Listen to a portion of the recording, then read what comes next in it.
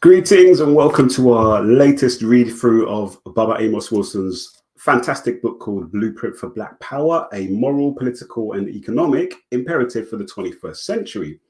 So we're now on chapter 14 of this book, and this chapter is called Race and Economics, and it's going to be a good one because when you look at the subheadings, I've put some of the subheadings in the video description. You've got social relations and economics, ethnic cultural identity and economics, global economic network for the ethnic Chinese.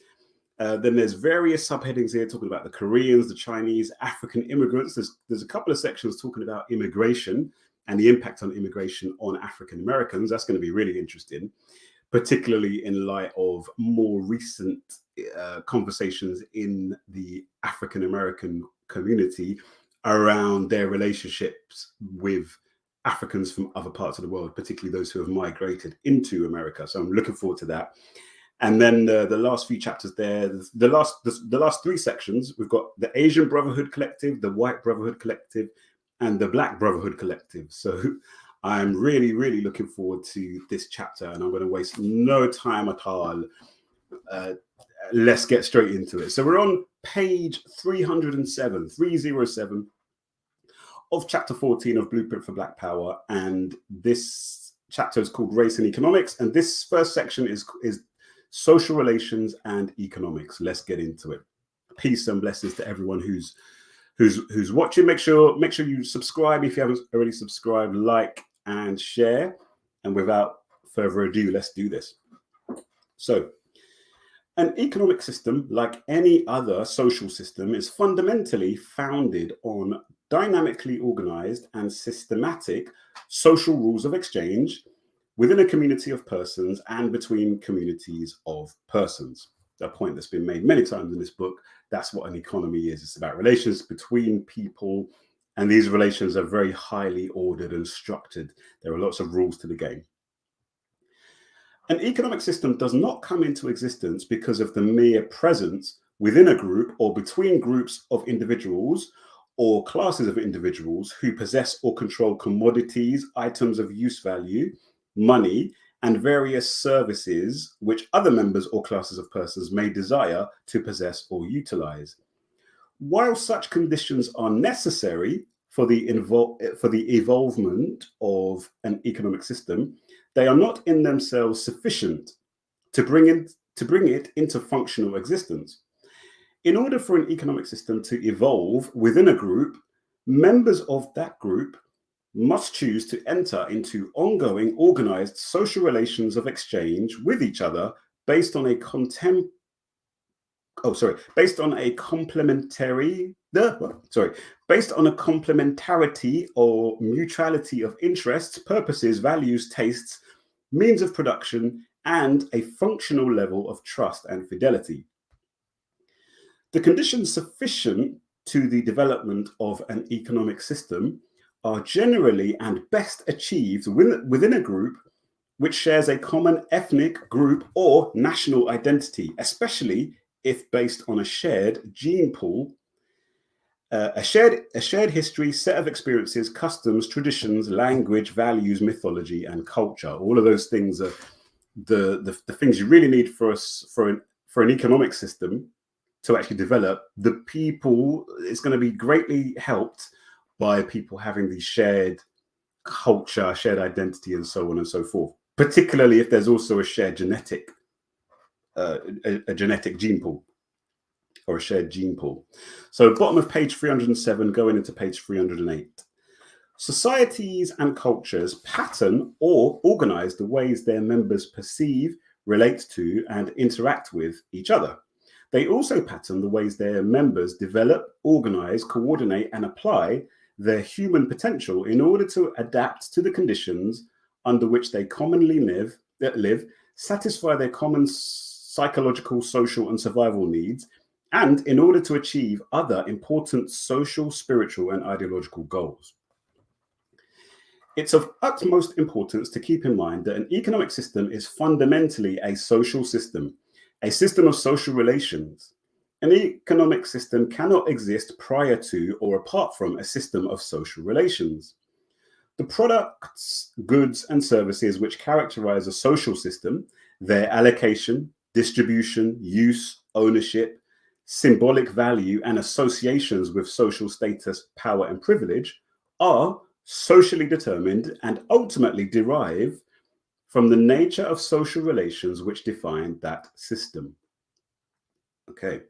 When the members of a society accept the social relations which characterize its economic system, they become subject to the power differentials and arrangements those relations create and sustain.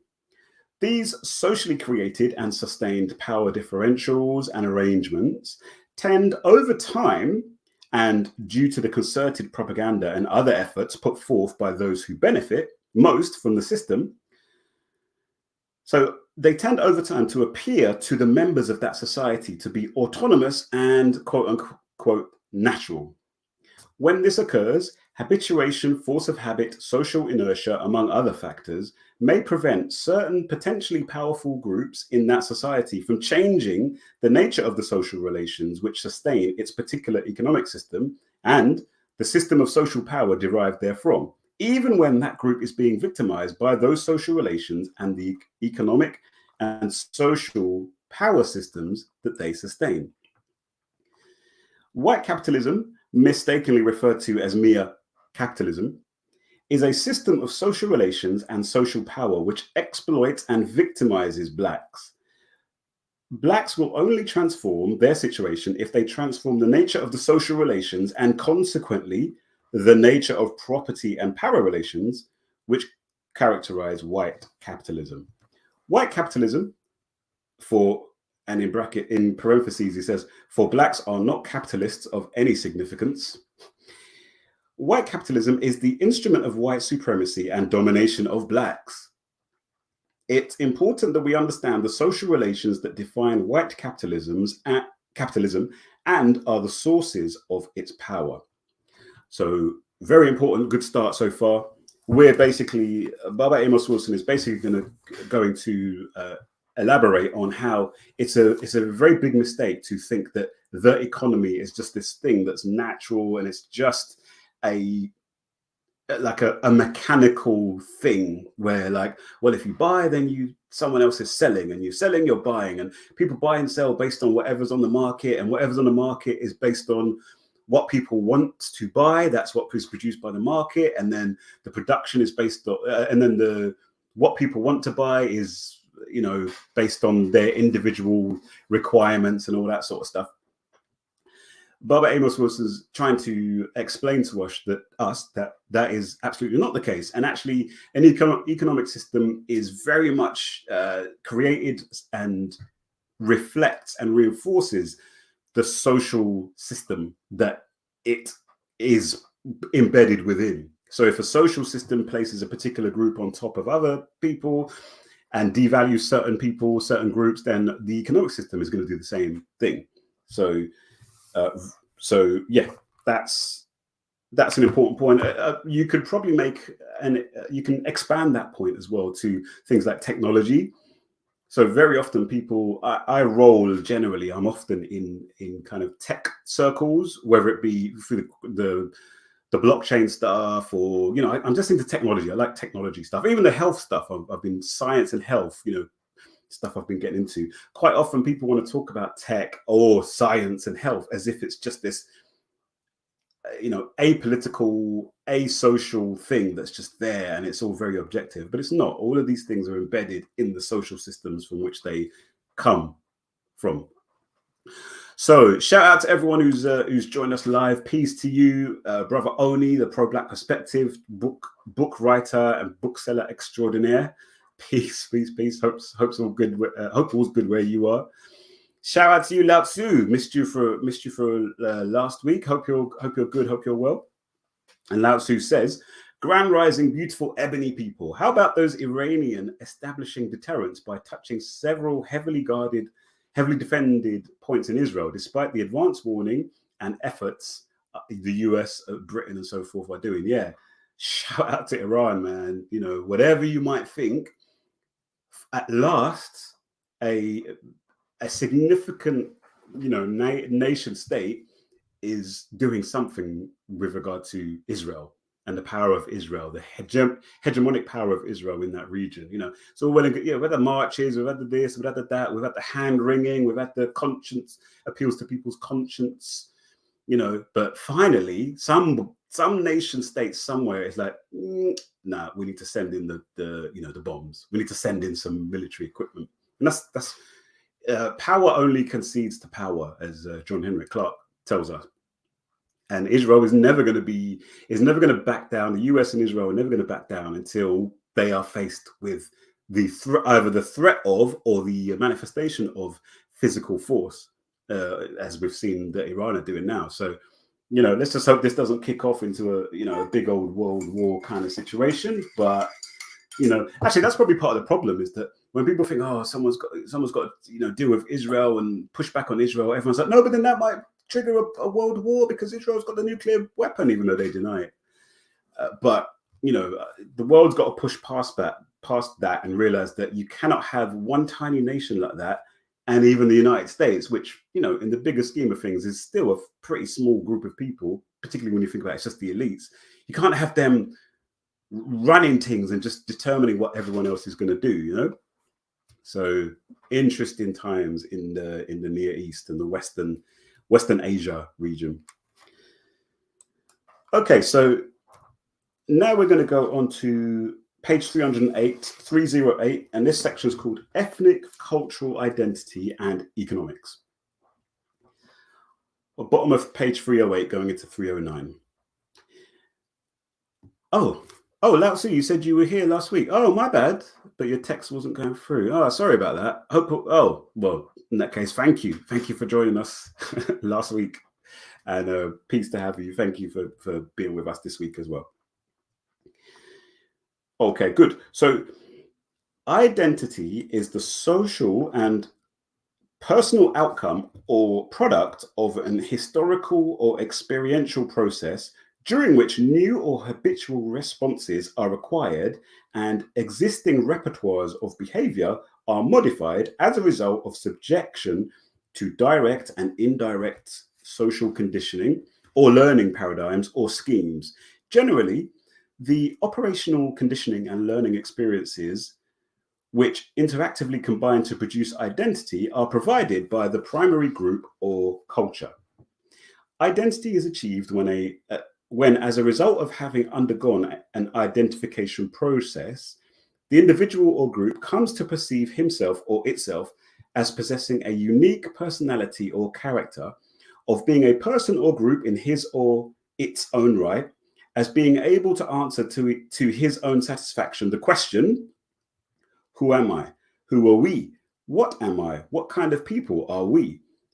What do I do with my life? What do we do with our existence? I love that, because those questions there, who am I?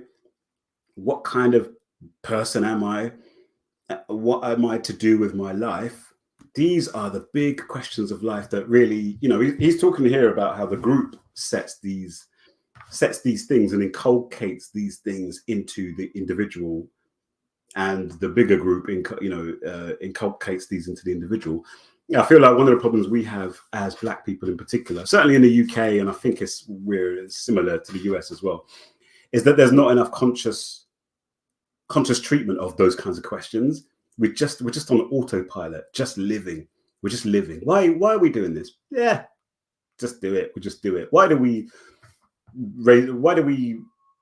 discipline our children in this particular way? Why do we go into these kinds of jobs? Why is it that men and women are to relate in this particular way? Why is it, all these things. Why is it that parents and children are to relate in this particular way? Unfortunately, there's not enough. I'm the kind, and I don't know, maybe it's like a individual thing, because I'm the kind of person who will go into all of those things all the time, which is why my head is often filled with stuff like this flying around in my head all the time, because I'm always asking, well, why is this? Why? What's the meaning of this? Someone could ask me a question like, I don't know, do you believe in God? And I'll be like, so what do you mean by God? What is God? Like, do you mean God as in like this individual that's in the sky, or do you mean God like that could also mean the nature and the existence and the energy that's in, I'm the kind of person who'll keep asking all those kinds of questions. I probably get quite annoying for a lot of people, to be honest, but I personally think that we need a lot more of that sort of delving deep and trying to understand why things are the way that they are and how they're supposed to be, so that you can then know what your place is supposed to be in the bigger picture, and whether you want to be working towards something different or you just want to be strengthening what already kind of exists. But Baba Amos Wilson's overall point is clear enough. It's just that the group generally determines our identities, and the identity that we have then basically determines a whole range of a whole cascade. It's like a cascade of behavioral expectations. When you are racialized, for example, as being black in Britain, there's a whole bunch of behavioral expectations that come from that, even physiological expectations that come from that. And there's expectations around, competence with regard to, well, are you going to be able to, do highly skilled work if you're black, because are black people clever enough to do that, for example, people stupidly think. Or, oh, you're Chinese, so you must be really good at technology and stuff, right? Surely, and maths. You're really good at maths because you're Chinese, and to pick a couple of kind of pithy examples. But let's continue. So, identity, like personality, to the extent it is a cultural product, is the incarnation of cultural ideology, ecology, and practice. It's culture made flesh. Oh, I like that. Culture made flesh, experienced and perceived as emotional, cognitive, and behavioral manifestations, is an instrument used for the this is identity, is what he's talking about here. Identity is all of these things: culture made flesh, experienced and perceived as emotional, cognitive, and behavioral manifestations, is an instrument used for the expression of cultural power, and is an instrument of personal, group, and cultural survival, accomplishment, and continuity. A group identity exists when each member of a group, or a significant majority of them, perceives his or her membership in the group and his or her sharing of its defining characteristics, its defining values, attitudes, and behavioral tendencies as the most important or the primary defining characteristics of himself or herself as an individual. Group identity is evident when the success and well-being of the group and its other members are the highest priorities of each group member and are perceived by each member to be one with or crucial to his or her own sense of success and well-being. Really important. Group identity is evident when each member holds the group and its other members in the highest regard relative to other groups and their members, and perceives the advancement and defense of his or her group's interests as synonymous with or more important than his own. Group identity is evident when each member of a group organizes and directs his or her behavior in ways intended to maximally or primarily benefit his or her group, one or more of its members, as well as him or herself. So that's that exactly. Yes. Shout out to you. Shout out to you, Star Ademosu Ubuntu. Exactly. I am because we are, and no individual. And this is the sad thing for me. I don't live in London anymore. I've moved out of London some years back, close to London, but not in London. And there are not many Black people where we are here. And the sad thing for me, being me, I grew up in the 1980s and 90s, like was my childhood.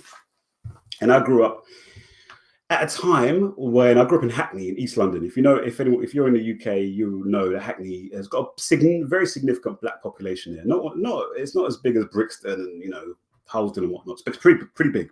And I distinctly remember as a youth, I would walk past. If I would see an elder, they would say, a Black elder, an African, well, Caribbean, they were mostly back then. They would say hello to me. They would say, hello. Whatever age, elder, middle-aged person, whatever, they would, or even a peer, young person, they would say hello. And I would say hello to them. And it would be like a nod of, acknowledgement and recognition. Because in those days, there was that racial solidarity much more stronger than it is now today amongst black people in Britain. And there was that kind of, that was like a bit of a manifestation, tiny manifestation of that group identity that, do you know what I mean? We are together. You know, your well-being is somewhat important to me. My well-being is somewhat important to you. And sadly now, so where I am at the moment, there aren't that many of us, and there isn't that thing. You'd think that the fact that we're a very small minority here in where I am, you'd think that we would be like, the small amount of us would be like, yeah, what's up? Respect, the nod of knowing nod. But it's not at all, and it's a sad state of affairs. I think partly that reflects where we are, where we've got to, the influence of the ideology of inclusion, and that now it's not about race. Don't try and be racially, distinct. We're all part of one together. But also, there's definitely been a rise in conservatism amongst black populations. More and more of us, unfortunately, are voting for, Tories and whatnots. And maybe as well, it's a function of the fact that a lot of black people where I live will be fairly recent immigrants from the continent of Africa, and so they don't have that history. So, but when I read this paragraph from Brother Amos Wilson here talking about, a group identity exists when, people in that group view their well-being as almost not as important as the group well-being, where we value and esteem each other just by virtue of being of that, by being in that group, and so on and so forth. It kind of, it makes me sad, bring almost, a metaphorical tear to my eye, because we're so far from that in the UK, at least. Started Amos, yeah, exactly. It is symbiotic. It's a symbiotic relationship. But unfortunately, individualism, the ideology of individualism is so deep and so prevalent that it deceives us to think that indeed we are individuals. We're just doing our own thing. We're just atoms.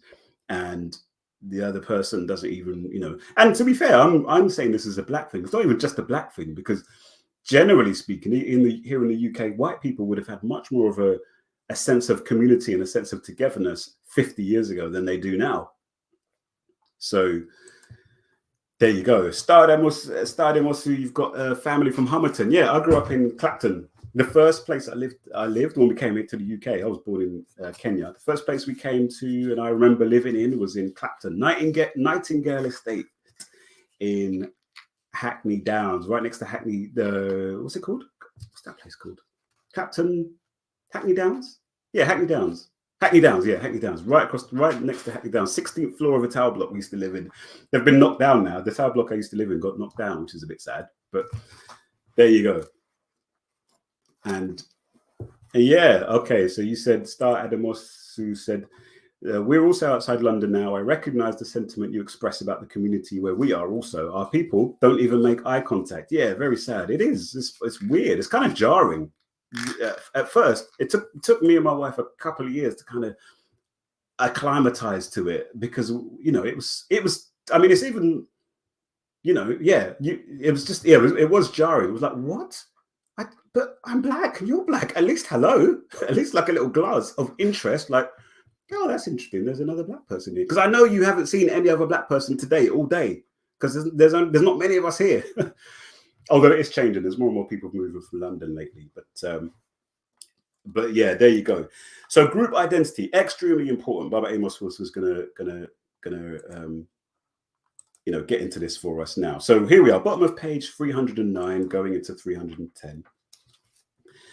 Group identity as an adaptational instrument provides the means by which the members of a group, while under the influence of a shared sense of belonging and unanimity, rationalize, regulate, and systematize their emotional, cognitive, attitudinal, behavioral relationships with each other so as to achieve individual and group goals with maximum efficiency.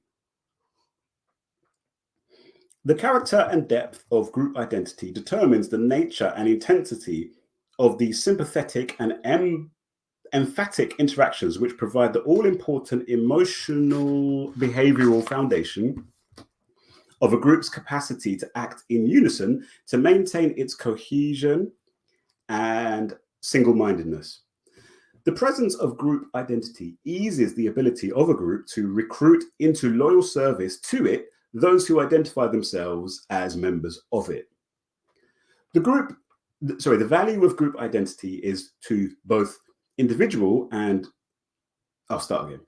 The value of group identity to both individual and group survival and success is obvious when one observes the distress, vulnerability, loneliness or aloneness, perhaps victimization or subordination, relative powerlessness, emptiness, intra-psychic and intra-group conflict or ambivalence of those individuals or groups who possess too little or no group identity.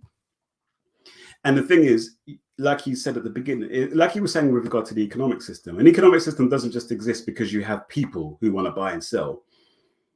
Same way goes that a cohesive group does not exist just because you have people of that group in an area. So we're talking about Hackney in London, East London.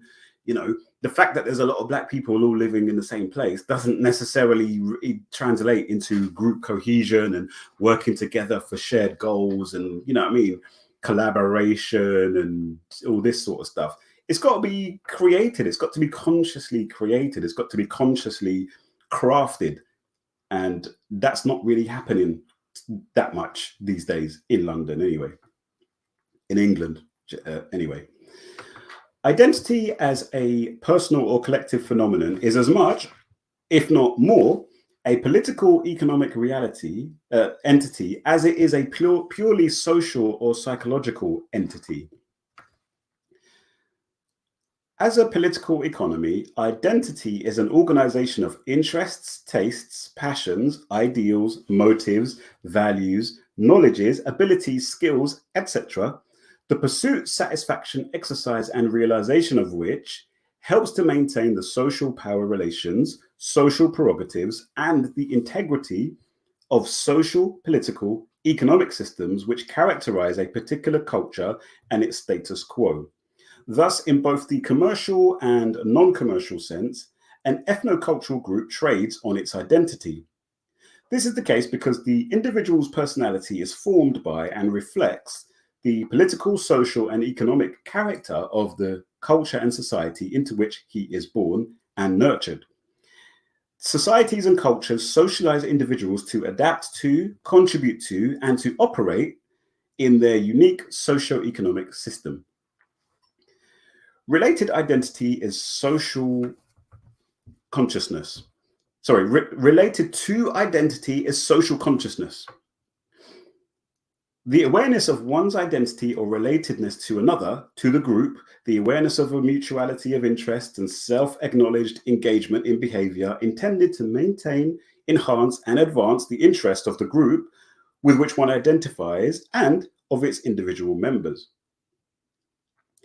Group consciousness, like group identity, comes easiest for a group which shares a common ethnocultural background. Group or ethnic identity and consciousness together provide a social field which best facilitates various types of coherent, cohesive social organizations, be they cultural, social, religious, political, economic, or military, which are the bases of group power, the instruments of group survival, influence, wealth, prestige, and hegemony. And a thought that's kind of bubbling up in my psyche, consciousness at the moment is that naysayers might listen to all of this and think, nobody's like this. No group is like this. No group operates, cohesively and like collaboratively. No group is, has this. The naysayers might look at this and say, this sounds awfully idealistic and like impossible. And what's going to be good about this chapter, I think, is that Baba Amos is actually going to start to talk about some other groups who, he would argue, do operate much more on these kinds of lines than some other groups.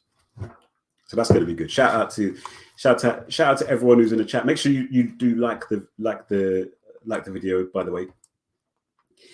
And started a Mosu. Oh, peace. Thank you. You said give thanks for your consistency and commitment to community building. Ndugu Eli, karibu sana.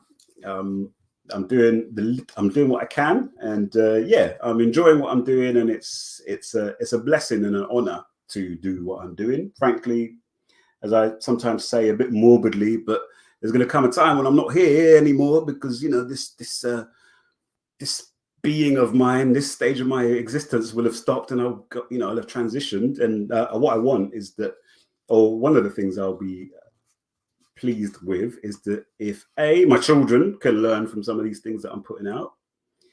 I mean, they're getting it every day anyway at home, but these will be here as a record, all the different things I'm doing, but also as well that I'll be able to point to some people, various people in the world, and say, look, that person even just watched 10 minutes of one of my videos once, which helped them to which helped them on their journey of self-discovery and empowerment and so forth. That's what it's all about. That's what I'm here for. I'm compelled to do this. But I appreciate the affirmation for sure. And Sister Angela, I haven't seen you for a while. Peace. Watching on Twitter. Oh, that's our first comment on Twitter. Yes. Live streaming on Twitter as well today for a change. That's fun. Peace to the Twitter family. Follow me on Twitter if you're not following me on Twitter at @Eliwananda.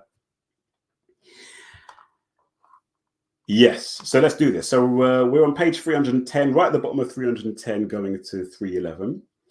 Ethnicity, religion, and identity have been the enduring, almost irreducible factors which motivate and sustain a group's social and economic development and the power which it derives therefrom.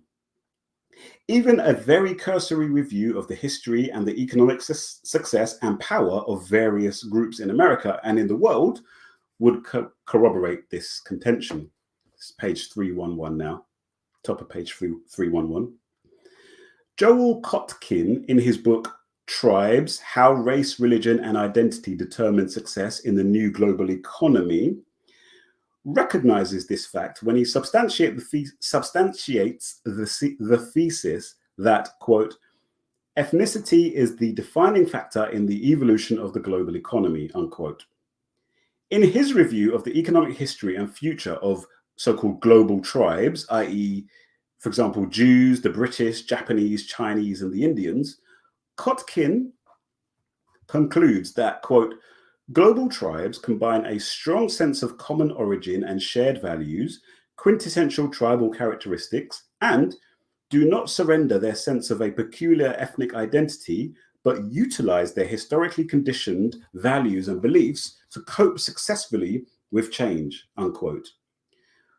Kotkin posits, along with writers like Brzezinski and Moynihan, amongst others, that the end of the 20th century, far from demonstrating the triumph of a rational and universal order,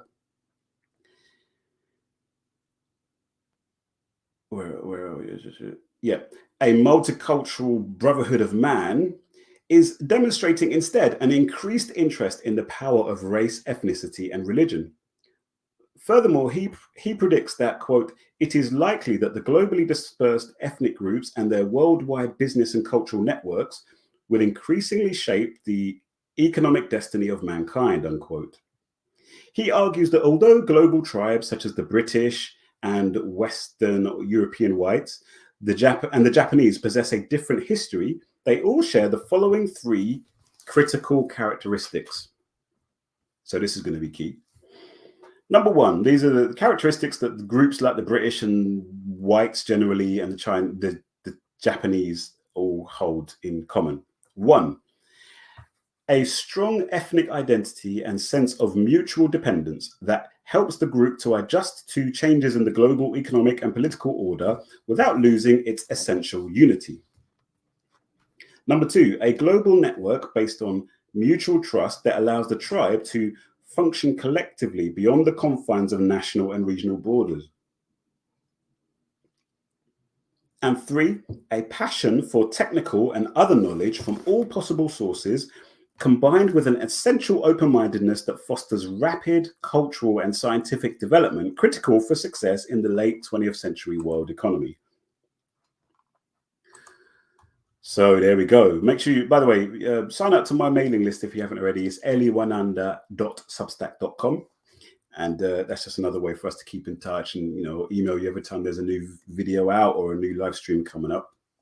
But yeah, so those are the three characteristics of these groups, according to this guy, Joel Kotkin. One, a strong sense of social identity that enables their group to adapt to changing circumstances. Two, a global network of mutual trust, which means that this group can operate across national borders very easily.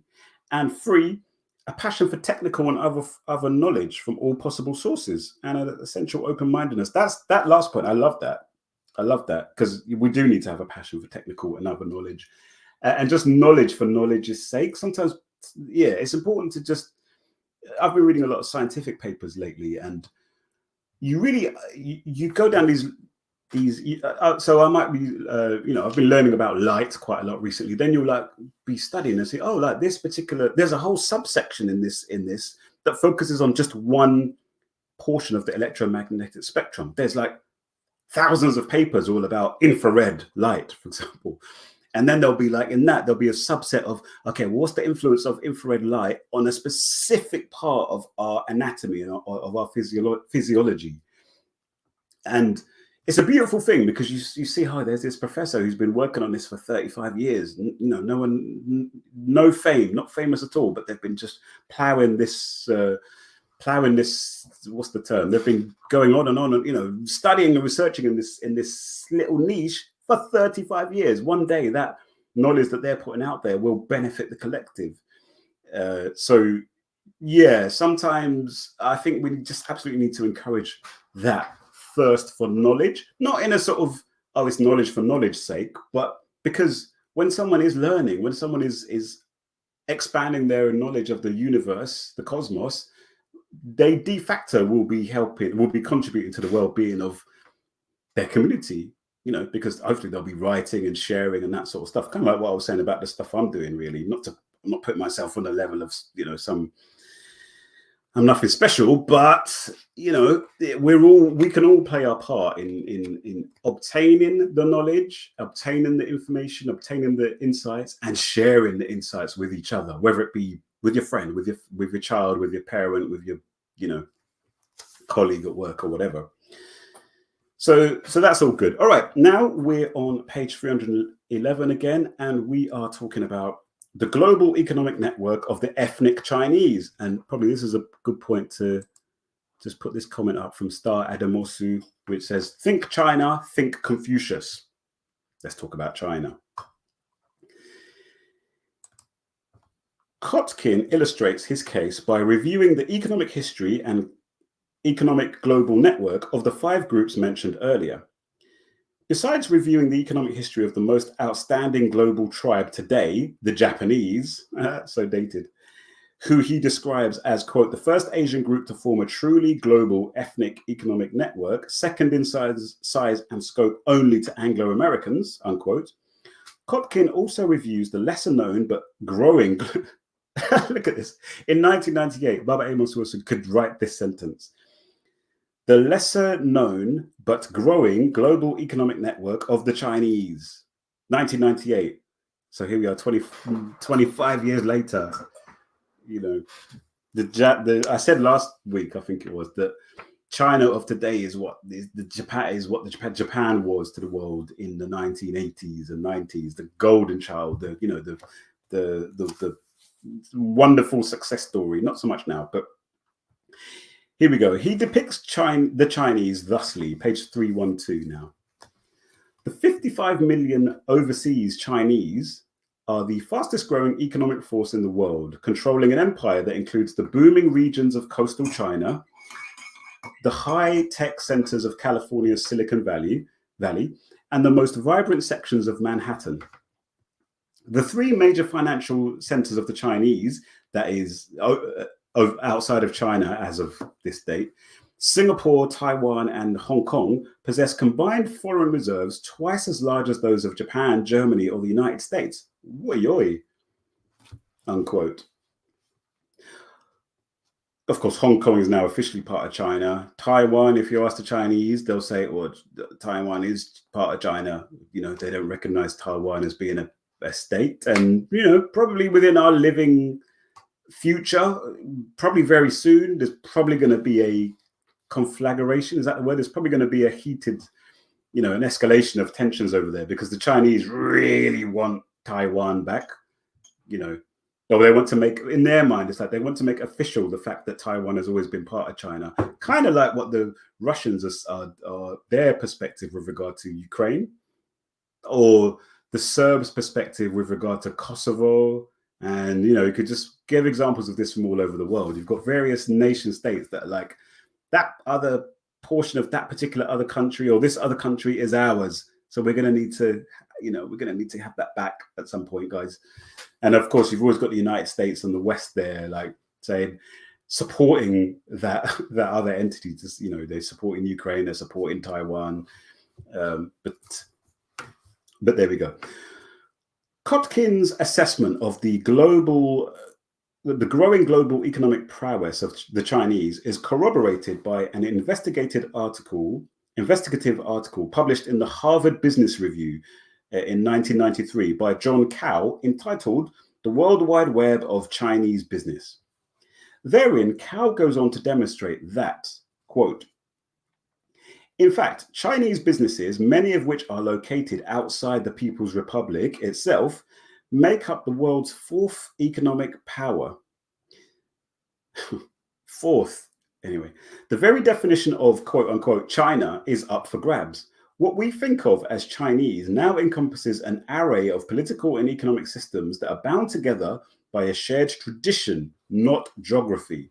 For many generations, immigrant Chinese entrepreneurs have been operating comfortably in a network of family and clan, laying foundations for stronger links among businesses across national borders. The Chinese-owned businesses in East Asia, the United States, Canada, and even further afield are increasingly becoming part of what I call the Chinese Commonwealth, unquote. That was all from Joel Kotkin. Very interesting. I'm really looking forward to this stuff now, because sometimes you can talk about this sort of stuff. Oh yeah, the Chinese, they all work together, and you know, the Indians all work together, and the Japanese all work together. But hopefully in these next few pages, we'll start to get some actual examples of how this actually works, because obviously the Chinese, they're not talking about it. They're not going on, you know, CNN or BBC saying, "Hi everybody, this is what we're doing as Chinese. We work together and we're doing this and we're doing that, and we network together, and then we collaborate with our people overseas in China, even if we haven't lived in China for, you know, even if I wasn't born in China, I still have strong links with," you know, they don't go on, they're not talking about this sort of stuff. So hopefully we'll start to learn more about that here now. So this next section is called Kuan-Xie. I've probably pronounced that wrong. Kuan-Xie. It's Kuan and then dash Xie. Xie. I think that's Xie. The economic power of social relationships. Now, there's a quote at the beginning of this that says, "Power exists in relationships." Yeah. "It has a primary location in the ongoing habitual ways in which human beings relate to one another." Love it. "Power exists primarily in social relations and not in isolated exercises." And that was from Thomas E. Wartenberg, from a book called The Forms of Power, From Domination to Transformation in 1990. So the ability of the ethnic Chinese to finance their own phenomenal economic growth, development, and prosperity is based on the nature of their social relationships. So is their increasing economic and social power, whether in the Chinatowns and cities of the US and Canada, in booming Southwestern Asia. Southwestern Asia? Is that the Middle East? Yeah, the Middle East, that must be. Or in the global political economy. Chinese economic power is generated by the structure of a broad social network which defines their culture and community. If one is to understand and function effectively in China, he then must understand two important concepts, Kuan-Xie and Hou-Tai. Kuan-Xie means relationships or connections. Hou-Tai means backstage. As noted by Ning Chu, president of the Asian Consultants Inc., together Kuan-Xie and Hou-Tai, and here's a quote, refer to an individual's personal influence and powerful connections.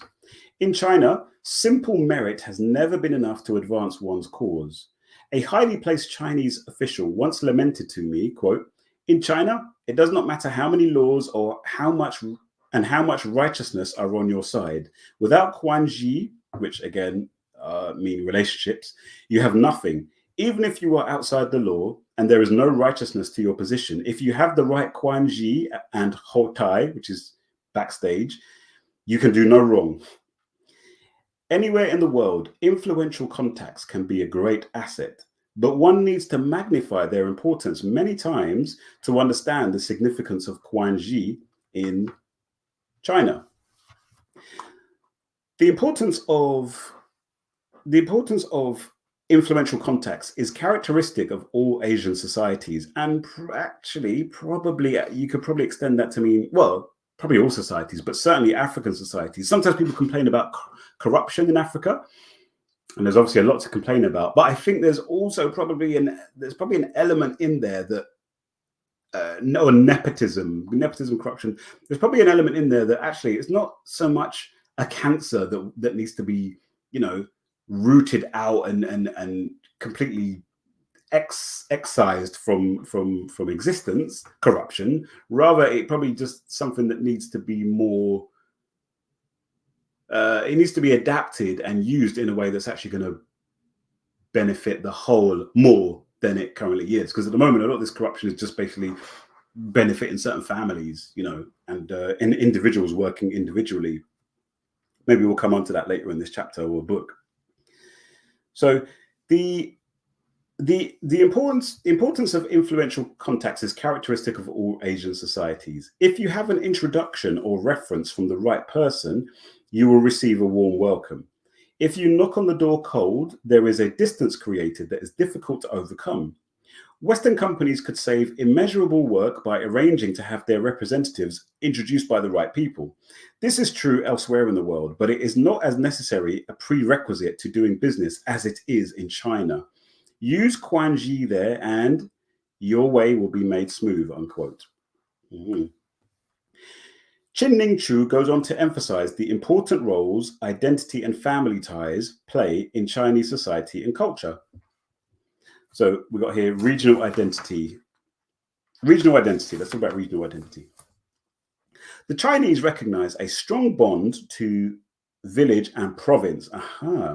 There is an instant rapport when you discover someone is from the same province or village, and this relationship plays an important role in the game of Kuan-Xie and Hou-Tai. In large cities like Los Angeles and New York, Chinese from the same province or city will settle close together. Although some Chinese, as I mentioned, stay apart in order to avoid being the target of gossip, others enjoy the game. They socialize together and support each other and have fun fighting within their own local association and with other associations and groups. Interesting. I know the South Asians are very much like this in the UK. I might have brought this up before, but whereas to the uninformed outsider, you'll just look and see, first of all, South Asians, they're all the same, innit? Then, like, a bit more educated, okay, no, there's Pakistanis, there's people from Bangladesh, Bengalis, there's Indians, they're not all the same. Then there's the regions in those particular countries as well. So one of the regions where a lot of Pakistanis in this country came from is called Mirpur, I believe, which is a very poor part of Pakistan. And I believe they've got big, densely populated areas here in the UK where basically everyone from that area came from Mirpur. They're called them Mirpuris. And you actually see there's a lot of disdain from like the Punjabis and some of these other groups toward these Mirpuris because they see these Mirpuris as backward country bumpkins, basically, inbred country bumpkins. But yeah, so it's a similar thing here, clearly, with the Chinese, that in these big American cities, they cluster together based on where they're from in China, their towns and villages. And then on page 314, we're talking about family ties are all important. So that first one was local, regional ties, and then family ties. This is, again, still quoting from Chin-Ning Chu, who says, strong family ties are the pillars of Chinese civilization. It is these ties that have allowed the people to survive China's seemingly unceasing internal wars. And it is these ties that make the Chinese civilization indestructible. Often among overseas Chinese, those who share the same surname form associations. The Chinese believe that those who share the same surname are from the same ancient family. Boy, okay. And here's a funny thing. In my culture, in the amongst the Bagisu people in Uganda, it's the same with the Baganda people in Uganda. Everyone has their own surname, unless you're following Western. So I've got the same surname as my dad, so he switched and followed the Western route. But if we were still following, or my parents were still following our traditional way of doing things, I would have my own surname. My brothers would all have their own individual surnames, and my parents would have different surnames that are not the same as any of our surnames. So it's just funny that, yeah. Anyway, so back to Baba Amos here. The nature of social relationships and connections between Chinese Americans are fundamentally important to the way they organize and utilize their monetary resources in order to finance their extraordinary economic success in cities like Los Angeles and New York. Chinese social relationships, along with their attitudes toward money and its use, directly affect the nature of credit and finance and how they are used to achieve personal, familial, and business goals in the Chinese American community. And sorry, some people might listen to this and be thinking, yeah, he's backwards. It's very backwards because it means that people can't be individual. We can't be free. Our lives are constrained by whatever the group and whatever the people back in the village are thinking. And you've got, I've got to marry someone from this particular village or this descendants of people of this particular area. It's not right. We've got to be free. We've got to be individuals. This ridiculous cartoonish form of individualism that most people in the West, you probably say, hold to. But one of the things that's been good about this book so far, in the 314 pages we've read so far, is that Baba Amos also shows that when you look at the ruling elites, when the upper echelons of Western society, that's exactly how they behave. They're not running around, oh, just get a wife from just whichever part of the world. It doesn't matter what they are very carefully shaping the social lives of their children. They send them to certain schools. They send them to certain public schools. We call them here in the UK, or fee-paying schools. They go to certain fee-paying colleges. They give them all the recommendations to say, okay, they use their networks basically to get jobs for their children, all this nepotism stuff. They are highly ethnically coordinated, the ruling elites in the West. But then they spin this individualism story for the masses to blind and hoodwink them. These white people, most white people are hoodwinked and blinded by this ridiculous individualism thing into thinking that, oh yeah, none of this community and stuff, that doesn't matter. Just be free, because just do it. Nike said, just do it. So just do it. Be free. Be whatever identity you want to be. I don't want to go down this rabbit hole too much, but I strongly believe that this whole identitarian stuff that has just gone has gone into turbo boost over the last 10 years, let's just say, where people are, I want to identify as this and that, and notwithstanding any, yes, there is an individual, we are individuals to an extent, but I just think the fact that that's being pushed so much, you must see that as part and parcel of this overall kind of strategy to make the masses take their eyes off anything to do with collective unity, apart from when that collective unity serves the interests of the elites. So when it's time for war somewhere, right, let's demonize these particular other ethnic groups. Let's demonize this particular other ruler in this other country, and whip everyone into a frenzy so that they'll send their sons to go and die for it. But yeah, let's not get it twisted. What we're reading about here with regard to the Chinese is basically what you'll be seeing if you looked at the ruling elites. This is how they roll. This is how they roll. So in a recent we're on page 314. Shout out to Leah Boggs. Long time no see. Welcome. Hope you're well. Peace and blessings to you. Good morning. Good grand rising, each and every single one of you guys. And then Yes, brother Oni said, yeah, talk about refining corruption. Yeah, I'm very, very interested in that topic, and I know you are as well. I think I've heard you talk on similar lines with regard to the concept of corruption and how it's, you know, it's not the evil boogeyman that it's kind of made out to be selectively when we're talking about Africa. You know, because nobody wants to talk about corruption in the UK when the UK government gives billion-pound contracts to their friends to, you know, and then their friends run off with the money. And then the people who gave them these billion-pound contracts in government then go off and work for that company that they gave the money to, or work with those people that, you know, it's deliciously prevalent. No, it's deliciously ironic, people's views on corruption, when you consider just how corrupt the Western ruling elites are. In a recent article about the growing prosperity of the Asian commercial community in one area of New York City, i.e. Flushing in Queens, a region whose economic growth will be discussed, the New York Times in 1994 reported, quote, actually, running a bank in Chinatown is a good news, bad news situation. The typically cavalier attitude that many Americans take toward debt. What? The typically cavalier attitude that many Americans take toward debt and leverage. Oh no, sorry.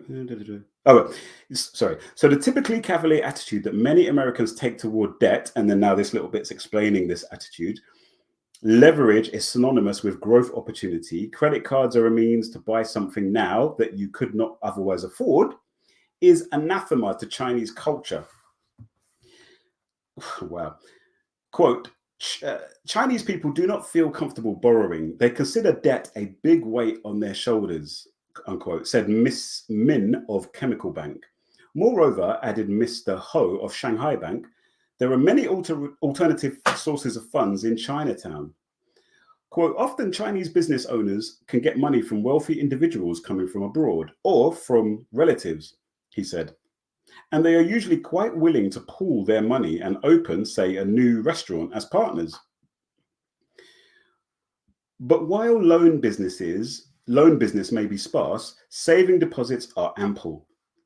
And since Chinese people are unlikely to take chances with money, what loan business there is generally lucrative. Asian culture is such that family members, friends, even acquaintances will often chip in to help someone in financial trouble rather than let them renege on their debts. And Chinese people are more likely to assume debt to expand a business that has already been successful, making the loan a better risk for both the borrower and the bank. Page 315. Non-performing loans are almost non-existent here, said Mr. Alefi of Chemical Bank. The credit nature of the Asian market is exceptionally strong, unquote. For all these reasons, banks clearly pursue Asian business. Most Flushing branches, these are of these Chinese banks in Flushing, New York, whether American or Asian owned, have automatic teller machines that offer transactions in Mandarin as well as English. Now, that last point there might not sound very impressive because, you know, you see this quite a lot in ATM machines these days. Is that what ATM stands for? Automatic teller machines. Who knew that? Do you know that's what ATMs? I didn't know that's what it stands for. Automatic teller machines. All right. So anyway, nowadays that's very common. In 1994, so literally 30 years ago, that was probably very, very, very advanced. You know, I remember growing up when I lived in Leighton. I lived in Leighton in East London after I lived in Hackney. And I had to walk to go to a cash machine. I would have to sometimes walk about 20 minutes. You know, London, big London, not that far away from the city of London, Leighton. It's only probably 3 or 4 miles away from the heart of the capitalist, you know. But back in the, you know, noughties, even 90s and noughties, I'd have to walk. So anyway, it sounds like these Chinese banks were very advanced back in the 1990s. Citibank has a special Asian banking center where Korean, Mandarin, and Cantonese are spoken. And most of the banks are open on weekends to accommodate local people who may work in Manhattan but prefer to do their banking in a Chinese-speaking bank. Local institutions that ignore the demand for Chinese-oriented services do so at their peril. Look at the story of the Sheraton, a now thriving hotel that has become not only the place for visiting Asians, but also the place for local events. When it opened in February 1992, it marketed itself as an airport hotel with proximity to La Guardia, to Shea Stadium, to the National Tennis Center at Flushing Meadow, Corona Park, and to transportation to Manhattan, rather than its location in the heart of a bustling Chinatown. Floundering is a euphemism for how it fared. Okay, so the hotel changed its approach. It subscribed to Chinese cable television stations for its rooms, provided Chinese newspapers, and put together tour packages aimed at Asian travelers. And it sent an Asian salesperson to Beijing, to Shanghai, to Taipei, which is in Taiwan, all over Asia, to call on government officials and persuade them to send delegations to New York. That opened the floodgates, Miss Petrus said. Today, the hotel's occupancy is 50% Asian. It is finally also getting spillover La Guardia traffic also, an airport. Oh yeah, airport. It reaped a bonanza from the US Open tennis tournament in Flushing Meadow last month, and it has become a popular spot for local weddings and banquets. We advertise in Spanish, Chinese, and Korean newspapers, Miss Petrus said. We've learned that marketing to the ethnic community really works, unquote. And that makes me think, one of the things I wish I could speak another language fluently. Frankly, any other language. Spanish, I kind of, I'm all right. I could, if you plunked me in Spain or somewhere in South and Central America, I'd be all right. I'd be able to just about navigate and, that sort of stuff. But if I could speak something like that fluently, then there's a whole world out there that doesn't speak English. There's a whole world out there that might be interested in the stuff that I'm doing on this channel, but it's in English. So it's just of very little use to them. So that's one of the things. Maybe that'll be one of my personal development goals, would be to learn a language. I have wanted to get better with Kiswahili, but it might just be easier to just literally do another European language, because let's face it, that's the language. These are the languages that you're going to reach the most amount of Africans with. But anyway, that's interesting about the Sheraton Hotel there in New York, how it turned its fortunes around by appealing to the Asian market. So the primary importance of ethnic identity and consciousness and the types of socio-economic relationships they engender are well illustrated by the economic success stories of the ethnic Chinese and other ethnic groups in America. They provide a very valuable economic orientation for the African American community, so we can learn from them. A radical change for the better in the economic fortunes of the African community requires a commensurate radical change in the nature of the character of the social relationships and connections its members share with each other, page 316. For an economic system and the political power it generates are finally founded on the system of social relationships which inhere in a community of persons. And I think those examples we've just seen from China, that background about, was it Kuan-Xie and Hotai, and those quotes from that person, and the example of the Sheraton there kind of speak to this, help to back up this argument that Baba Amos Wilson's making.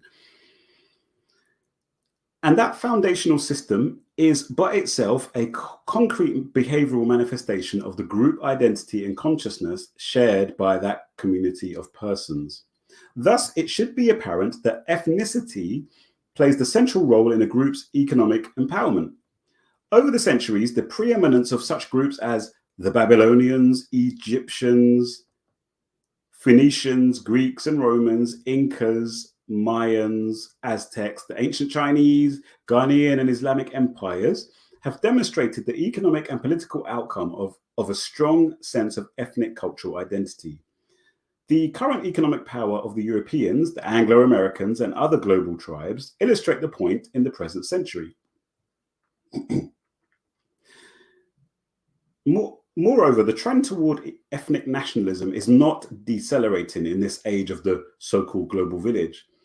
This is attested to by a recent article published in the Wall Street Journal, 1994, entitled Global Paradox. So clearly, this part of this book was probably written in 1994, actually, because he's made a lot of references to articles written in 1994.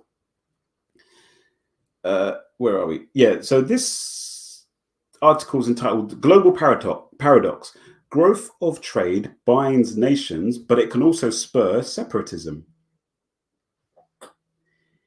In this lengthy article, which begins thusly, it's a paradox of global proportions. The closer that trade and technology bind nations together, the closer that... one sec, sorry, it's got a call, 1 minute. Just bear with us for a second. Make sure that you please do like and subscribe and all that good stuff. Share as well. Just give me 2 seconds. One sec.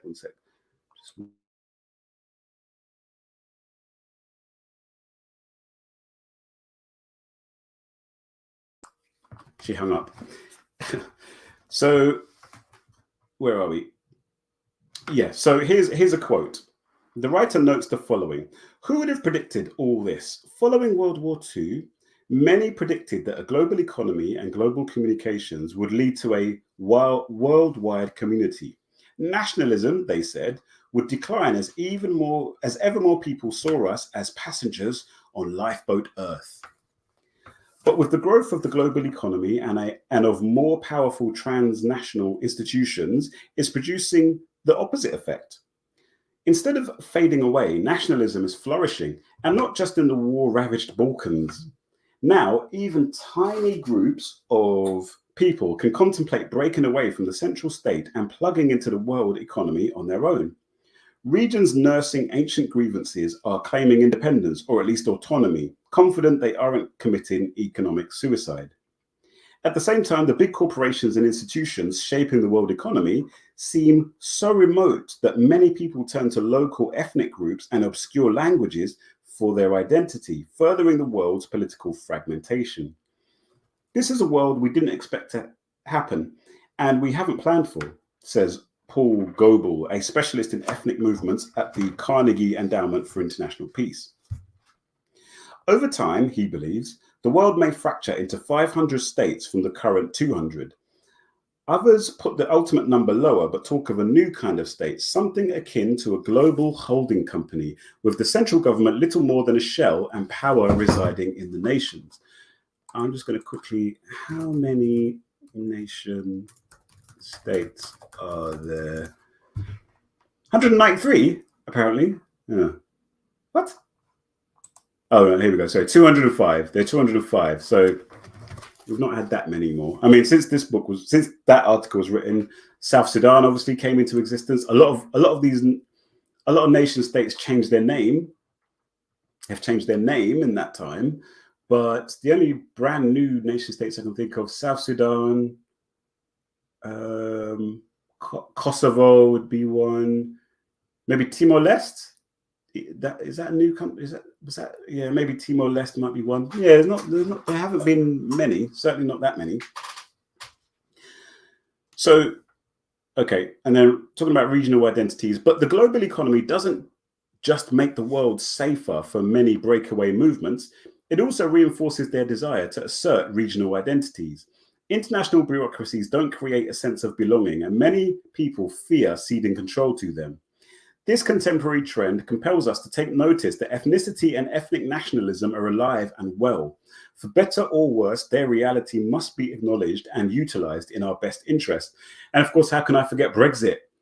The United Kingdom leaving the European Union is a manifestation of this phenomenon, absolutely, because the main driving forces behind the separation for the United Nations, the European Union, was on those lines. There's a lot of talk about faceless bureaucrats and people being tired of globalists and this faceless globalists. What do you call it? Like culture or identity that is not rooted in any particular place anywhere. And people wanted to, turned their back on that and wanted to be rooted in England, the land of the Angles. You know, England, this is our country. Let's be rooted in England. You know, and it's understandable and it's good, I think. Actually, I don't view these things as necessarily a bad thing per se, but obviously the problem is that those kinds of sentiments are very easily co-opted or manipulated by very extreme political elements who, you know, because I mean, Europeans, if there's anything that Europeans have taught the world in the last 100 years, 110 years or so, is they've taught us the horrendous misery, and the Japanese, frankly, the horrendous misery that can come, and the horrendous amount of death and destruction that can come about when a nation state or when a group of people are driven by a narrow kind of sense of the superiority of their people over another people, and xenophobia and this sort of stuff. Of course, we have to bring in Rwanda to that, don't we? You know, so that's that. So now we're going to go on to page 318, and we're talking about the local tribe. The local tribe. Economic networks based on ethnicity are not only discernible on a global scale. In fact, local economic networks are the acorns from which global oaks grow. For our purpose herein, local networks may provide the more instructive and pertinent, pertinent, since our interest is primarily in the economic development of the African community in the United States. We are all familiar with the economic and political success story of various immigrant groups in America who utilize their ethnic identity and consciousness to catapult themselves into national and international fame and fortune. We shall briefly review the visible economic success of recent immigrant groups such as the Indians, Afghans, and Koreans. Because of their ambivalent relations with the African American community and the wealth they have managed to extract from it, we will review the conscious efforts of Korean Americans to transform their newfound economic success into political power based on their ethnic identity and consciousness. So let's talk about the Koreans. A recent Wall Street Journal report noted that Korean immigrants have built a thriving community of nearly 400,000 in Southern California,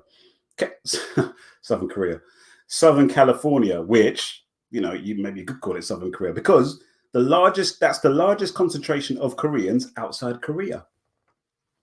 It further notes that in its population of small business owners, an estimated 1 in 10 Korean American adults owns a business. Wow. Compared with 1 in 15 whites and 1 in 67 blacks. That'll be an interesting study to do. Like, what is the correlation between the rate of business ownership in a particular group and the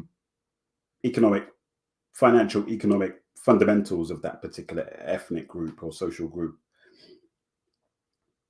Shout out to you, London Miss 234. Peace.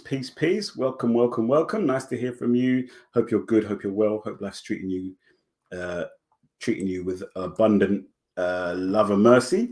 And then started Amos, who said, give thanks, community, have subscribed on Substack. Look forward to joining you on another occasion. Divine strength and guidance in all peace. Salama. Nice to have you with us today, started Amos. Thank you for signing up on the Substack. And if you haven't already, please do sign up at the Substack. It's eli1anda.substack.com. Shout out to the mailing list, and just another way for us to keep in touch. So yeah, we're talking about these Koreans, and they've got very high business ownership in as of 1994. A very large percentage of Korean businesses in Southern California are supported by blacks, as they are in many American cities across the country. The riotous reaction of a number of African Americans in Los Angeles' predominantly black South Central district, with a population of 500,000, to the not guilty verdict for 4 police officers accused of beating motorist Rodney King, this is page 318 now, revealed the amazing degree to which the Koreans had come to dominate the economic life of that community. The journal reported that an estimated 20% of the area's Korean American businesses, or about 2,000 companies, had been damaged or destroyed. Makes me think about Do the Right Thing, Spike Lee's film, which actually was that even before the Rodney King riots. Let's have a look. The LA disturbances. Do the Right Thing. I'm pretty sure it was. Was that like 1989 or something? Yeah, 1989. And the LA disturbances were in 1992. So I bring that up if you've probably seen that film, but you know that at the end of the film, in that there's a Korean-owned shop, and there's quite a few scenes in that Korean-owned shop. One of which is they're about to there's a big disturbance when the police kill Radio Rahim, and they're gonna go and the masses, the black masses are gonna go, and they're threatening to burn down the shop, and the shop owner is like, we're black, and they didn't burn down the shop in the end. It was based in New York, obviously, that one, Brooklyn, I think. So anyway, where were we? So yeah, loads of Korean American businesses were damaged in those disturbances. If this figure is somewhat accurate, a simple mathematical calculation will allow us to estimate that the Koreans must own some 10,000 businesses in the area. A damage count by the Wall Street Journal of the number of Korean American businesses damaged in the Los Angeles quote-unquote riots following the first Rodney King verdict will provide some idea of the depth and breadth of Korean-owned businesses located in South Central LA. Let us look for a moment at one of the businesses the Koreans monopolize in predominantly Black South Central LA. The New York Times in 1992 reported that there is perhaps no other inner city business that has been as lucrative as liquor. This is a business which the Koreans monopolize in South Central. Going into page 319. The Times goes on to report that, in fact, liquor stores have done so well in urban centers that before the spring riots, South Central, with a population of 500,000, had nearly 3 times as many outlets, 728, as Rhode Island, which has 1.3 million people and 280 liquor stores. Goodness me. As an aside, the Times reported in the same article that for the liquor industry as a whole, the thousands of liquor stores located in inner city across the country are the endpoints of a multi-billion-dollar pipeline. Malt liquor and fortified wines sold predominantly in urban centers accounted for $2 billion in sales in 1991, the bulk of which, i.e. 3/4, came from malt liquor. That's, what's that? Yeah, I remember. So this is the time I was kind of coming up, like not far off from adulthood. I remember like when Snoop and Dre and that came out, and they were talking about, what is it, old 40, the 40s, 40 ounce, is it 40 ounce? Like, I think that's what this thing's, and I remember I was just like, what on earth? It's like a whole nother world. This culture, this LA culture, this black culture in LA, as it was presented to us by these so-called gangster rappers. But yeah, I remember that the liquor thing. I didn't know it was quite such a big industry, though. The story of the success of Korean-owned businesses is now a familiar one.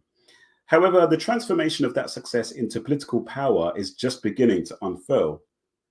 The basic foundations of Korean economic success and political transformation are the Korean-centered organizations, such as the Korean American Small Business Service Center of New York, the Korean American Groceries Association of New York, the Korean Produce Association, and the umbrella organization, the Korean Association of Greater New York. KAGNY is the acronym. Such associations are duplicated across the country. Via the Korean Produce Association, which began some 20 years ago with only 30 members, and which now numbers over 1,000, Korean Americans have come to dominate the retail end of the produce industry in New York. This ethnocentric organization, which functions, quote, to help the new merchants with the various problems associated with owning a retail business in New York City, unquote, along with other Korean businessmen, is seeking to establish the New York Korean American Cooperative. As reported in the Times in 1993, the idea of the cooperative is to escape buying from wholesalers, i.e. non-Koreans, by banding together to buy as a group and thereby attract lower prices directly from manufacturers. Sorry, one second. Please do remember to like.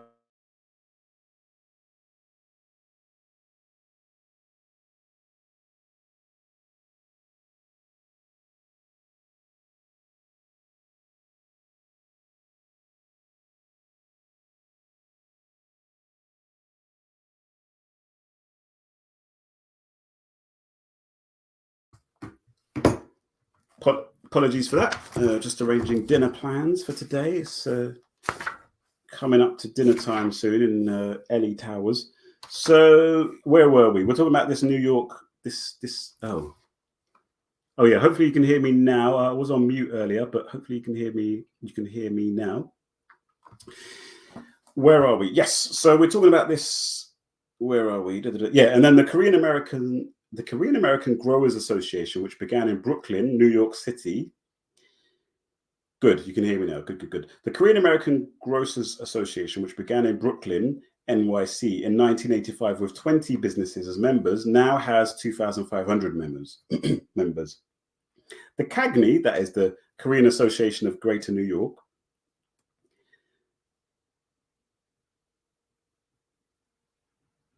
there's a bit of a time lag here, isn't there? Some people are saying they can't hear me. But yeah, I was on mute very briefly because I had to take a call, but I'm back now. So KAGNY is widely recognized as the leader of the Korean American business organizations. Its current president, Dr. J.T. Kim, sees its special mission as creating and maintaining the unity of the Korean community as the chief social and political organization designed to meet the needs of the Korean community and to mediate relations between Korean New Yorkers and other ethnic minorities in the city. The KAGNY currently sponsors cultural unity concerts, conflict and mediation training, a college to teach English to immigrants, guidance for the socially disadvantaged, voter registration and minority scholarship opportunities. Page 320 now. In the interest of ethnic unity, identity, and consciousness, the Korean Produce Association of New York City sponsors the annual Korean Harvest and Folklore Festival, started in 1982, which has been attended by as many as 80,000 persons. It features professional entertainers brought over from Korea, traditional activities such as Korean wrestling, circle dancing, as well as professionally prepared traditional Korean foods. Of special interest here, so this section here is called Buying the Black Community on the Cheap. Of special interest here is the Korean community's organized public and political relations efforts directed toward the African American community at large and the predominantly African American city administration, then headed by Mayor David N. Dinkins. An indication of the clout wielded by the Korean community in New York City is provided by the fact that the Korean American Growers Association had the Reverend Al Sharpton, an immensely influential local and national Black leader and politician, give the invocation at one of its annual awards meetings in February 1993. Interesting. So, is he going to talk more about this? So there's an indication here that these very well organized Koreans were wanting to basically do some advocacy in the Black American communities, mainly to ensure that there's no friction and they can do their business freely and make their money off them. So then this next bit here is called Pinning the Tail on the Donkey, Korean Public Relations Efforts in the Black Community. Responding to its troubled relationship with the African American community, the Korean community has, through its various associations, targeted the former community for a public relations blitz. Korean associations have sponsored spots of Black radio stations, honoring heroes like Thurgood Marshall.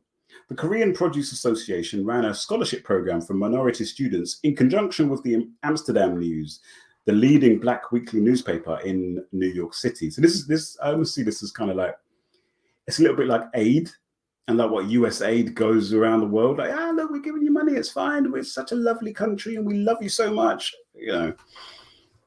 So these Korean political associations are like, we're great, we really like you black people, it's fine, just come to our shops. In the March 1993 edition of that publication, the Amsterdam News, Dr. J.T. Kim, president of the CAGNY, is pictured with the vice president of the association, Kwi-Suk Ko Taylor, and 3 Black American and 1 Latino American high school students. These students were given scholarships by the CAGNY to study at, I think that's supposed to say, to study at Kuan-Xie University in Seoul, Korea. It was reported that a total of 100 scholarships were given for studies on the undergraduate and graduate levels. Under the arrangement, the students are to be sent in groups of 20 over a 5-year period. In addition to this transparent tokenism, the embarrassingly cheap buying of favor from the African American community, the Korean Produce Association engages in, quote, charitable works in the African American community by donating produce to help feed homeless New Yorkers and those in senior centers. Page 321, a couple more pages to go. Yeah. Moreover, according to the New York Times, for years, in relative anonymity, Korean grocers have given turkeys to the needy, and Korean dry cleaners have distributed unclaimed clothes. By contrast, the 10 minority students winning $1,000 scholarships in the Grocers Share the Dream essay contest, co-sponsored by Coca-Cola, will be honored at Harlem's Apollo Theater. In an effort to maintain their monopolies and soothe the ruffled feathers of the exploited African American community, struggle to say that word, community, for some reason. Community. Korean business owners are employing more non-Koreans, mostly Mexicans, and are giving seminars where Koreans are taught to smile more frequently, a relative rarity in their culture and a much sought after amenity demanded by their black customers. That's so funny, isn't it? That's such an interesting thing. So it seems that smiling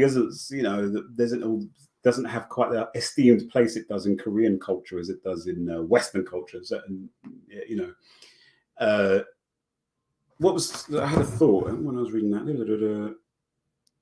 Maintain their monopolies. Yeah. So one of the things that happens here in the UK, it is you'll quite often have these days. This wasn't the case 15 years ago. This definitely wasn't the case. The shops where black women, let's be real, go to get their hair products and the weaves and this, that, and the other. But also I go to get the shea butter from Ghana.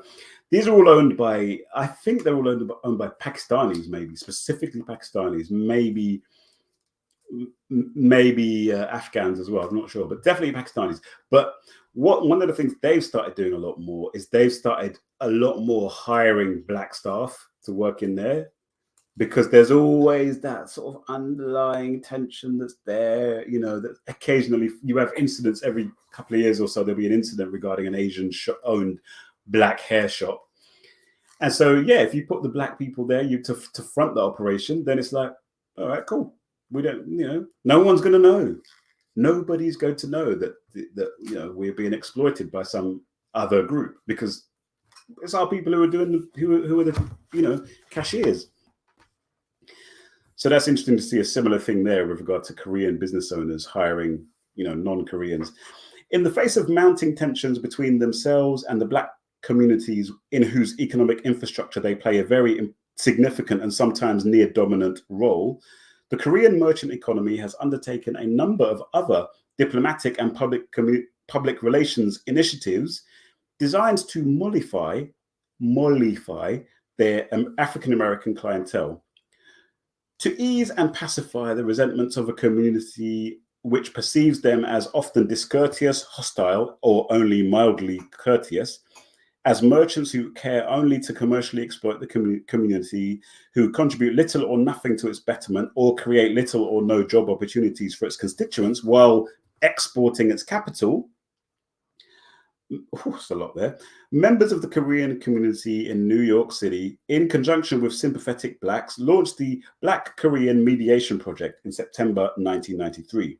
The project is designed to strengthen Black and Korean communication and cooperation by bringing together volunteers from both communities to serve as mediators who will co-mediate interracial and intercultural disputes.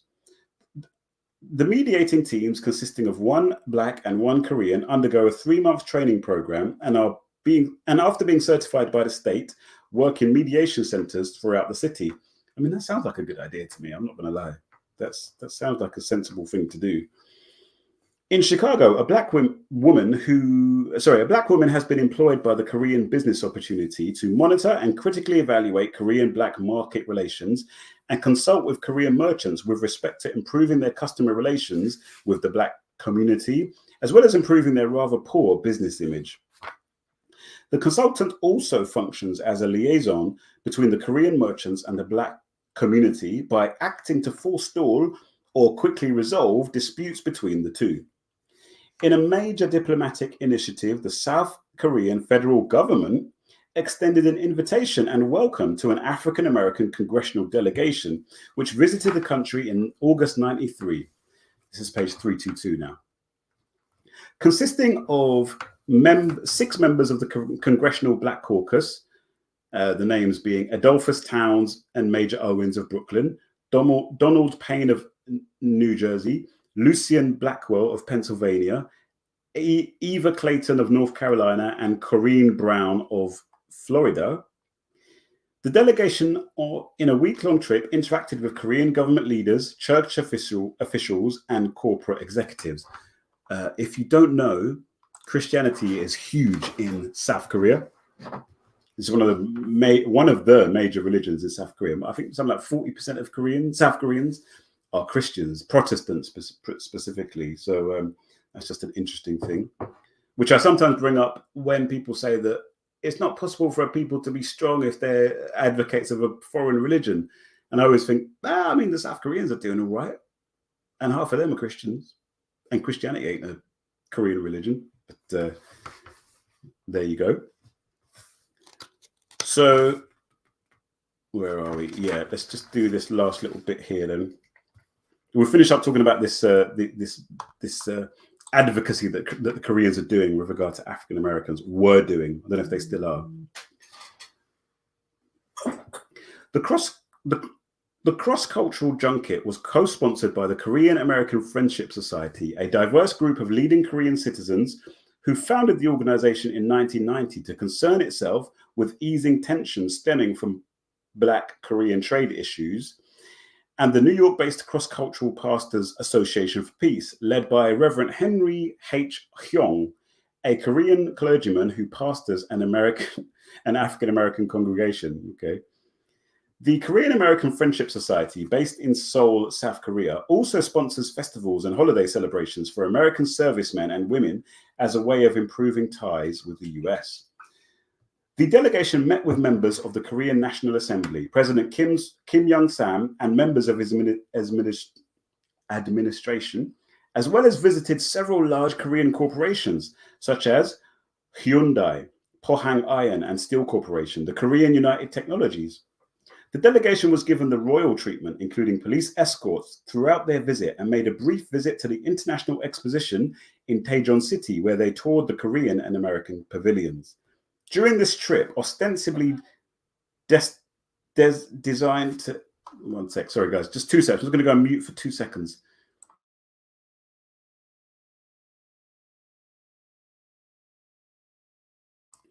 My bad. So...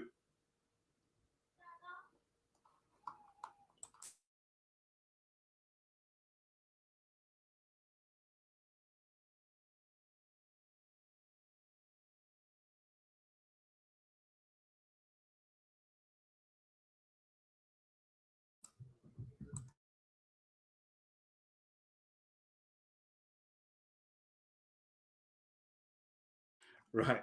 My bad, guys. I'm going to need to sign off in a minute. Let's just do this next couple of paragraphs and then we'll sign off before I get invaded by young, excitable African children that I have brought into this world.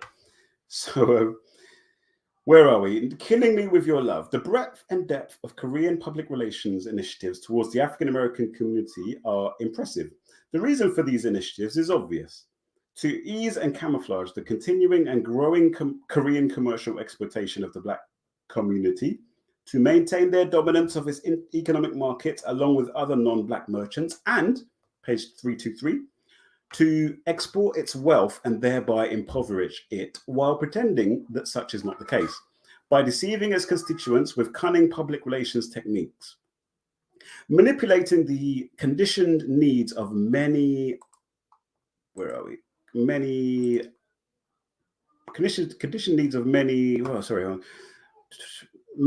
the conditioned needs of many Blacks to be treated kindly by non-Blacks, to be respected, socially acknowledged and accepted by non-Blacks, needs conditioned onto them. Hang on a second. Manipulating the conditioned needs of many Blacks to be treated kindly by non-Blacks, to be respected, socially acknowledged and accepted by non-Blacks, i.e. so manipulating the fact that a lot of Blacks have this need. They want to be respected and they want to be liked by non-Blacks. So to manipulate that needs conditioned into them by the long history. Oh, sorry. Those needs are conditioned into them by the long history and nature of white oppression. Needs apparently far greater than their needs to own and control their own marketplaces, control their own economic destiny, and to pass on an economic destiny to their children. The Koreans are frenetic ally selling Blacks the sizzle instead of the steak. Frenetically, there's some typos in the book which are making it a bit hard to read. The Koreans are frenetically selling Blacks the sizzle instead of the steak.